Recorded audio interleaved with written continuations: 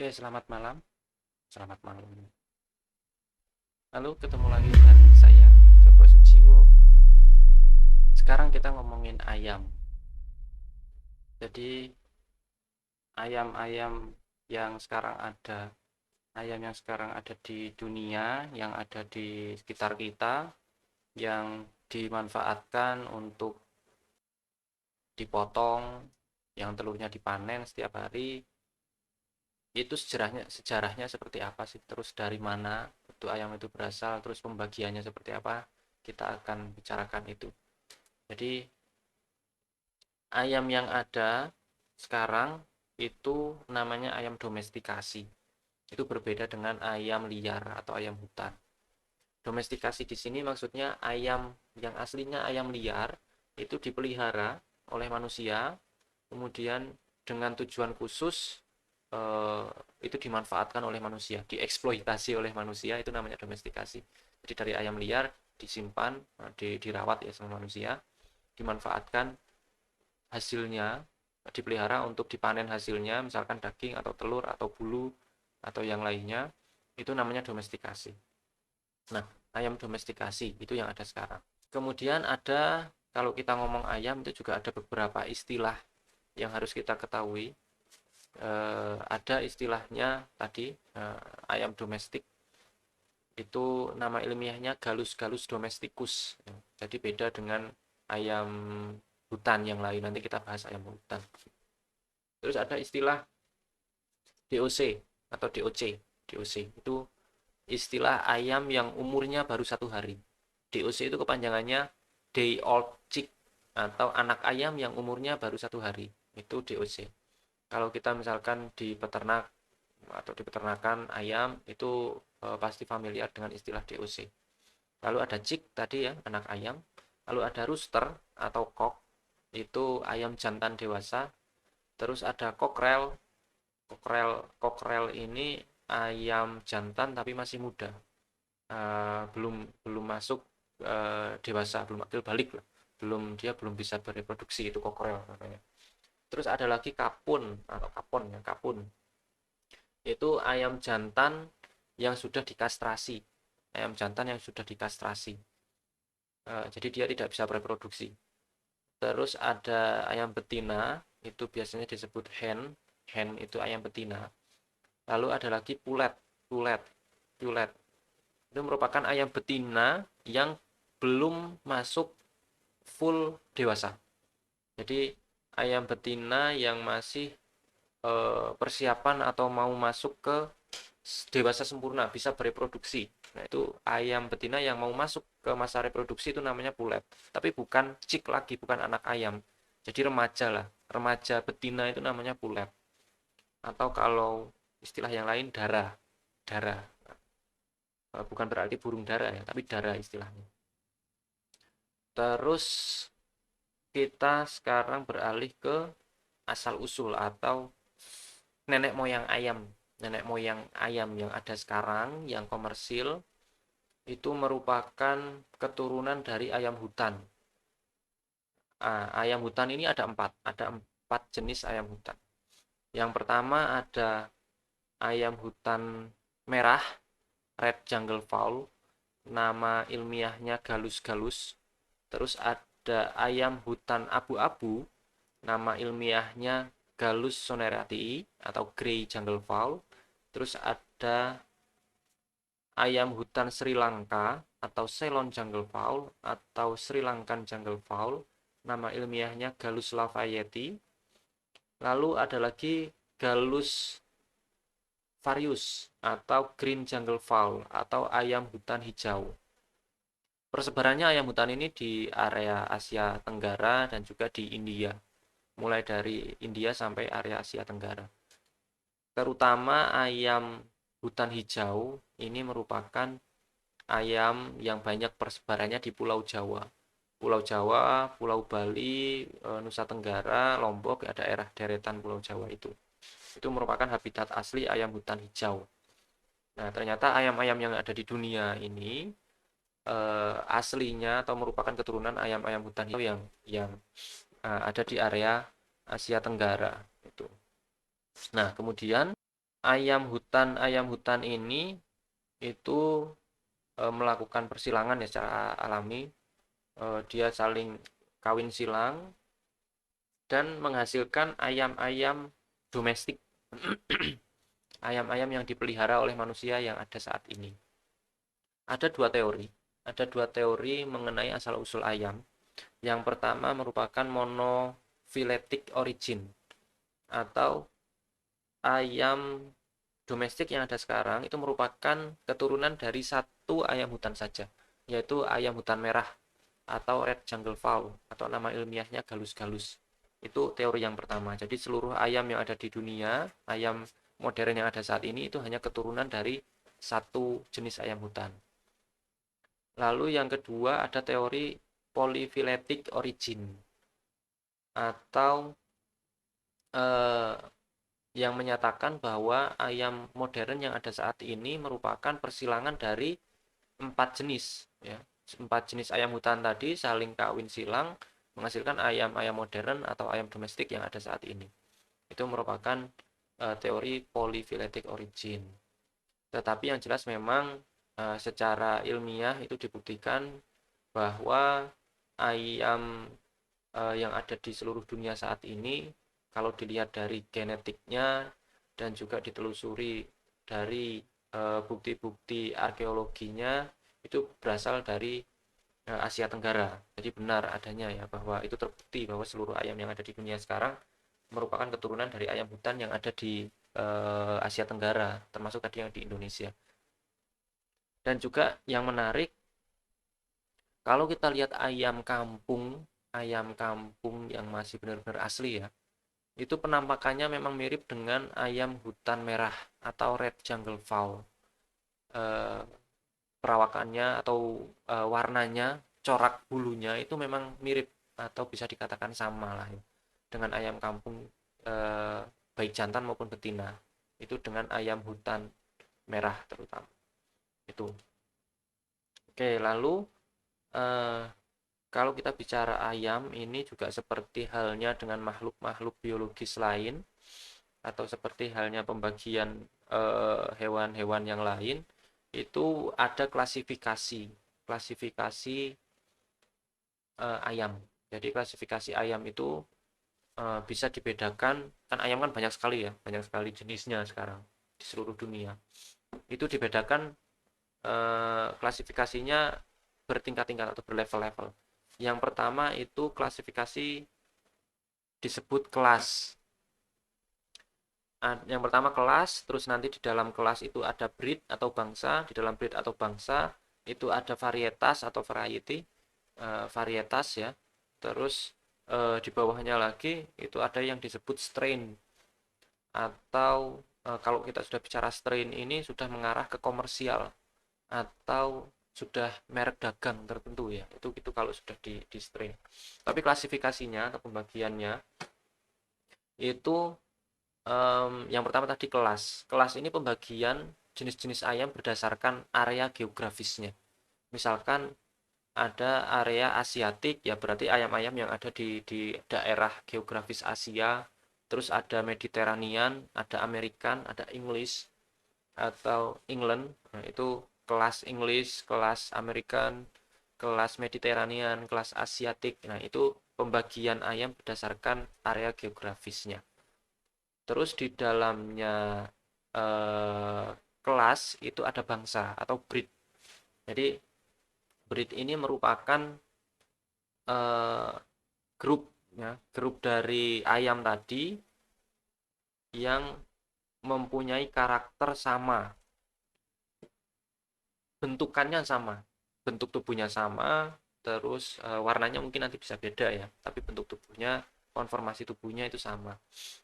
Jadi pengertiannya breed atau bangsa ini itu bisa membedakan antara bangsa yang satu dengan bangsa yang lain. Misalkan kalau kita lihat di ayam itu contohnya kita bisa membedakan mana ayam Brahma, mana ayam kampung contohnya, atau ayam kampung Indonesia ya. Atau misalkan ayam Brahma dengan ayam Leghorn. Nah, itu kita jelas bisa membedakan, oh ini ayam Leghorn, ini ayam Brahma. Oh ini ayam Cemani, ini ayam Leghorn ya misalkan, itu kita bisa membedakan dengan jelas. Nah itu bangsa. Analoginya seperti manusia atau sama seperti manusia, itu kita bisa membedakan mana orang Cina, mana orang Papua, mana orang Malaysia, atau mana orang Melayu. Jadi kita bisa membedakan. Nah, itu berarti ada bangsa barat, misalkan orang bule ya. Kita bisa membedakan sekali lihat, oh ini orang bule. Kita sekali lihat, oh ini orang Cina. Nah, itu merupakan bangsa pembagian atau klasifikasi berdasarkan bangsa. Jadi jelas kelihatan. Lalu bangsa ini dalam satu bangsa itu ketika dia disilangkan, anaknya itu punya penampakan yang sama atau mirip dengan eh, ayah ibunya atau dengan indukannya. Kalau ayam, yang kita bicara ayam, bentuknya sama dengan indukannya. Nah, itu bangsa. Terus di dalam bangsa itu ada varietas. Jadi di apa, di setelah bangsa tadi kan ada bangsa, di dalam bangsa itu ada varietas. Nah, varietas ini biasanya dibedakan berdasarkan warna bulu atau berdasarkan bentuk jengger atau pial ya, atau berdasarkan dua-duanya. Misalkan contoh, kita ambil bangsa Brahma. Ada Brahma yang warnanya putih, ada Brahma yang warnanya buff atau kecoklatan. Atau ada White Leghorn, ada yang warnanya coklat misalkan. Jadi Leghorn itu ada yang warnanya putih, ada yang warnanya coklat. Brahma itu ada yang warnanya putih, ada varietas warnanya coklat. Jadi varietas itu masih di dalam bangsa, masih dalam bangsa yang sama, tapi dia punya warna bulu yang beda misalkan, atau jenis vial yang beda itu misalkan, jengger yang beda itu varietas. Lalu yang terakhir itu strain atau hasil persilangan. Hasil persilangan itu strain ini juga bisa dibilang hybrid ya. Ayam hybrid itu karena dia sudah persilangan dari bangsa-bangsa tadi atau varietas-varietas itu sudah disilangkan dengan tujuan tertentu, misalkan untuk menghasilkan daging seperti contohnya broiler, atau misalkan layer seperti contohnya untuk menghasilkan telur, contohnya layer ya. Jadi strain ini, kalau strain itu sudah mengarah ke komersial. Jadi kalau kita bicara strain itu sudah mengarah ke komersial atau sudah brand atau sudah merek, karena strain ini dia dimiliki oleh perusahaan genetik tertentu misalkan, atau oleh satu kelompok tertentu, atau oleh seseorang, itu bisa bisa dimiliki oleh kelompok-kelompok itu. Karena kalau kita bicara strain itu sudah merupakan komersial atau brand ya. Jadi karena itu sudah hasil persilangan, karena ditujukan untuk tujuan khusus misalkan tadi daging atau telur. Lalu bagaimana pembentukan strain ini juga termasuk masih dalam istilah-istilah perunggasan, terutama di industri perunggasan, di industri ayam khususnya. Untuk membentuk strain tadi, atau bisa juga disebut komersial ya, bangsa ayam komersial, itu merupakan hasil persilangan. Jadi di awal itu ada istilahnya pure lines atau pedigree, atau di situ isinya um, apa? Di situ masih murni, masih masih bangsa murni ya, masih pure breed atau pure line, masih galur murni. Jadi bangsa yang masih asli itu diseleksi, dipilih sifat-sifat unggulnya, sifat-sifat yang diinginkan nanti yang bisa dimasukkan di dalam final stock tadi, di komersial strain tadi, itu dipilih, diseleksi. Setelah dipilih itu menjadi great grandparent stock. Tadi dari pure breed tadi itu dipilih sifat-sifat unggulnya, sifat-sifat yang diinginkan, itu menjadi great grandparent stock atau tingkatan buyut. Tingkatan buyut itu eh, masih bangsa asli, tapi dia yang sudah yang terbaiknya, itu namanya great grandparent stock. Lalu itu dipilih, misalkan kita memilih 4 bangsa yang berbeda. 4 bangsa ini punya 4 sifat unggul yang kita inginkan. Misalkan bangsa A dia punya sifat A, bangsa B dia punya sifat B, bangsa C dia punya sifat C, bangsa D dia punya sifat D. Nah, keempat bangsa ini atau keempat sifat ini yang kita inginkan itu mulai disilangkan di level pertama. itu namanya grandparent stock atau tingkatan kakek. Itu grandparent stock.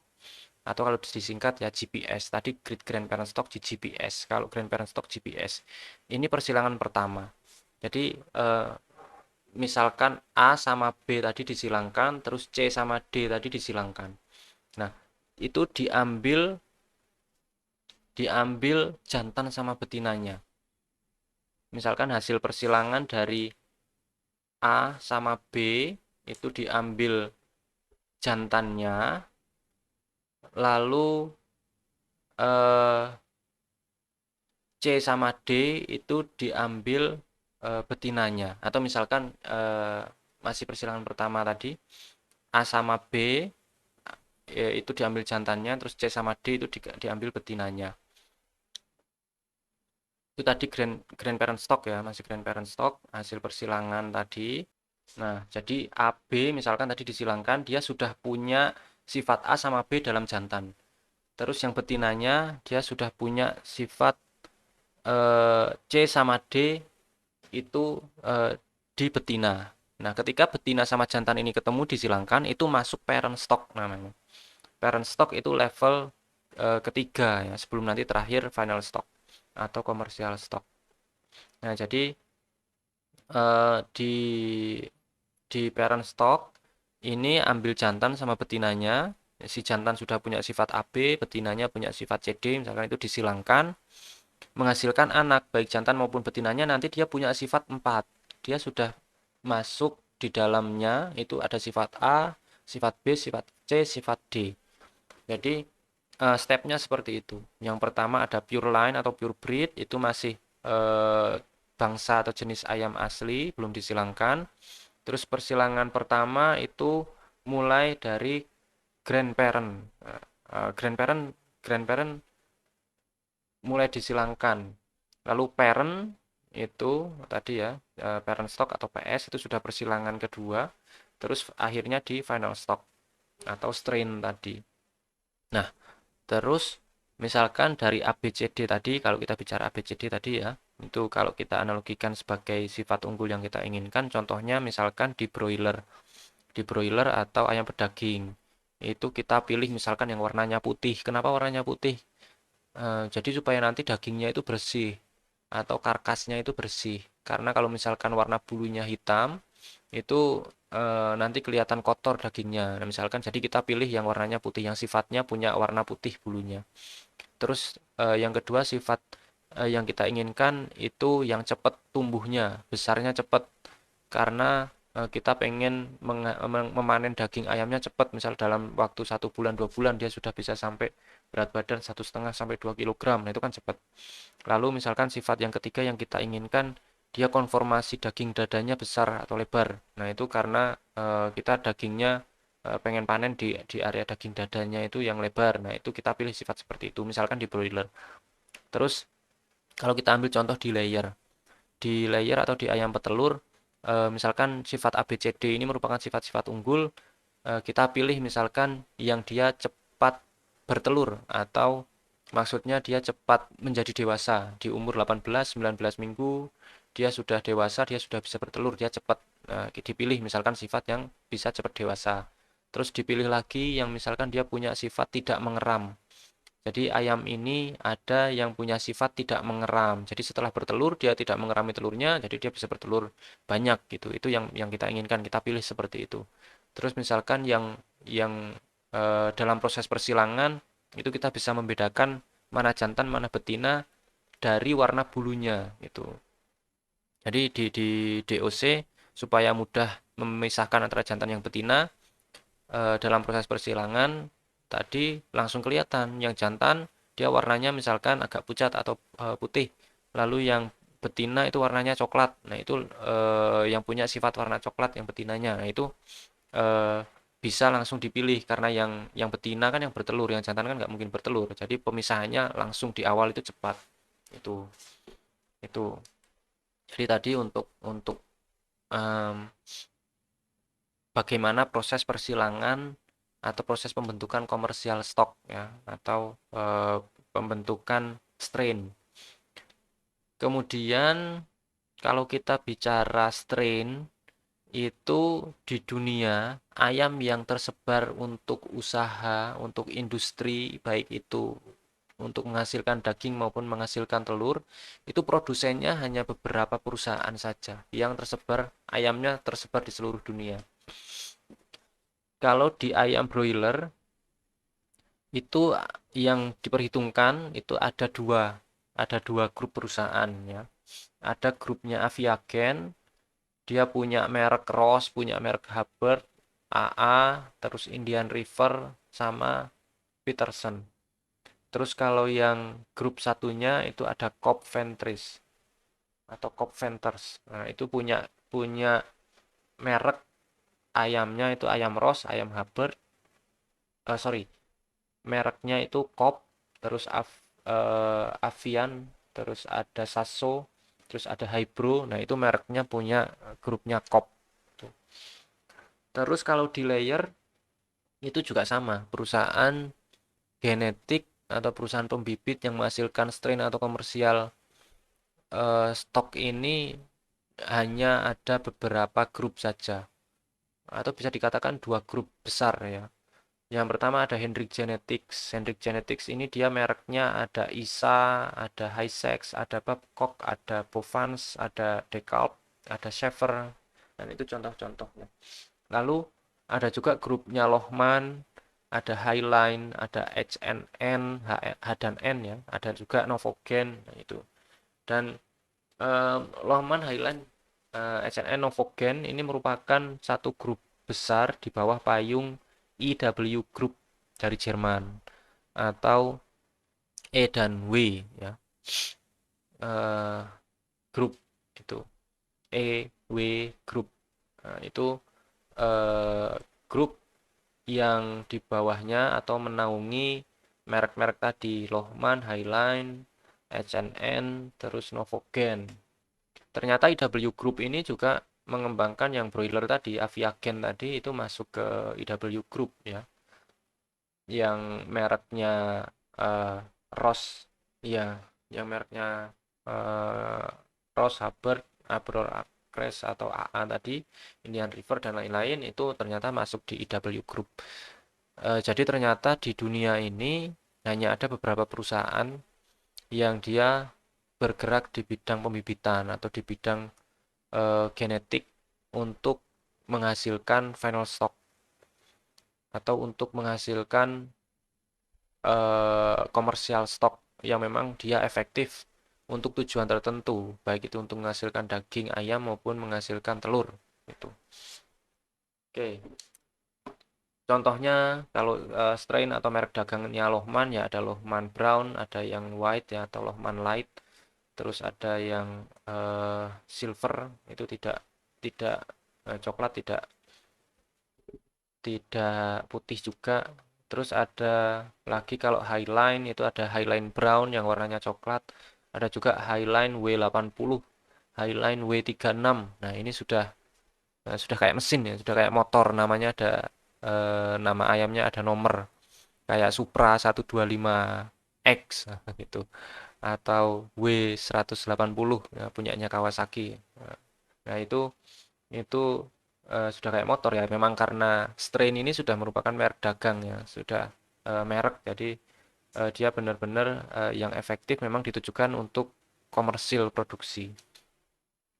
Lalu saat ini juga sudah mulai berkembang atau mulai dikembangkan strain-strain ini atau final stock ini yang dia mendukung untuk sistem pemeliharaan alternatif. Nanti di video yang lainnya kita akan bahas sistem-sistem pemeliharaan itu apa saja. Kalau secara umum sistem yang alternatif ini dia bukan sistem yang intensif. Kalau intensif itu ya dikekang dalam dalam sangkar ya, ayamnya dipelihara dalam sangkar.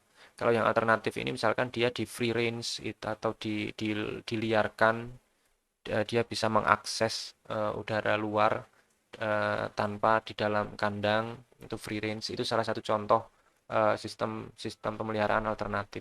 Nah, jadi mulai dikembangkan ayam-ayam yang mendukung ke arah sana. Jadi misalkan ayamnya bisa tahan terhadap penyakit, lebih tahan terhadap penyakit, ya dipilih sifat-sifat yang seperti itu. Atau ayamnya lebih bisa beradaptasi di lingkungan yang cepat sekali berubah karena iklimnya cepat berubah, dan jadi dia bisa beradaptasi yang lebih tahan terhadap perubahan iklim. Nah, dipilih sifat seperti itu. Mulai dikembangkan strain atau jenis ayam yang seperti itu sekarang.